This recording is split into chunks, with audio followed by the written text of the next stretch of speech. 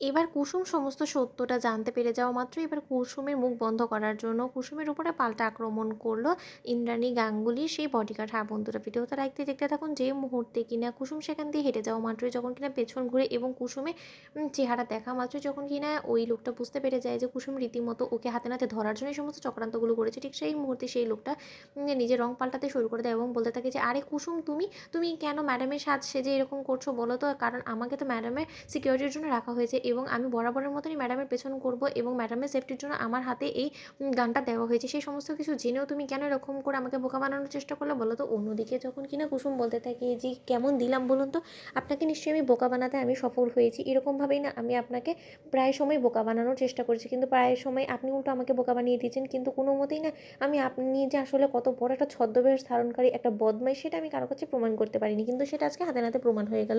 জানেন তো, আপনি কি মনে করছেন যে আপনার এই মুখোশটা আমি টেনে ছিঁড়ে ফেলে দিতে পারবো না? আপনি যে ক্রমাগতভাবে বারবার করে ছোট সাহেবের উপস্থিতি টের পাওয়া মাত্রই আপনি আপনার কথা থেকে পাল্টে খেয়ে যেতেন এবং আপনি যে সেদিন রাতে বক্স ভর্তি বুলেট অর্ডার করে এনেছেন এবং কেউ একজন যে পেছন দিক থেকে আপনাকে ক্রমাগতভাবে সাহায্য করে যাচ্ছে শুধুমাত্র আমাদের এই গোটা পরিবারের ক্ষতি করার জন্য, আমাদের বাড়ির প্রত্যেকটা মানুষকে মাটির সঙ্গে মিশিয়ে দেওয়ার জন্য, রীতিমতো দেবী মাকে সরিয়ে দেওয়ার জন্য, দেবী মায়ের বুকে গুলি করে আপনি এখান থেকে যে সটকে পড়বেন সেই সমস্ত সত্য কিন্তু আমি জানতে পেরে গিয়েছি। ঠিক সেই মুহূর্তেই সেই লোক যখন বলতে থাকে যে তোমার কাছে কী প্রমাণ আছে যে তুমি সেই যে সমস্ত কথাগুলো বলছো সেটা 100% সত্য, ঠিক সেই মুহূর্তে যখন কিনা কুসুম ওর ফোনের রেকর্ডিংটা শোনায় এবং বলতে থাকে যে এবার আপনার পালানোর পথ বন্ধ হয়ে গেছে, এবার আপনি কোথাও পালাতে পারবেন না, আপনার মুখোশ আমি টেনে ছিঁড়ে ফেলে দিয়েছি এবং কিছুক্ষণের মধ্যে পরিবারের সকলে আপনার এই সত্য সম্পর্কে জানতে পেরে যাবে। ঠিক সেই মুহূর্তে যখন কিনা এক পর্যায়ে কুসুম সমস্ত সত্যটা জানতে পেরে গিয়েছে এবং সেটা পরিবারের লোকেরা জানলে ওর বিপদ হবে এই কথা ভেবে কুসুমের উপরে উল্টো হামলা করে যখন কিনা কুসুমকে থ্রেট করতে থাকে এবং বলতে থাকে যে এই গানের মধ্যে না সমস্ত বুলেট কিন্তু একদমই